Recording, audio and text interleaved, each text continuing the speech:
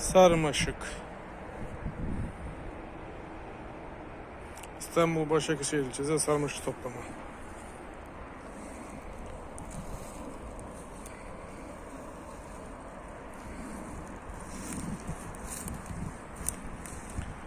Karşımda görünen bir yerde Olimpiyat Stadyumu.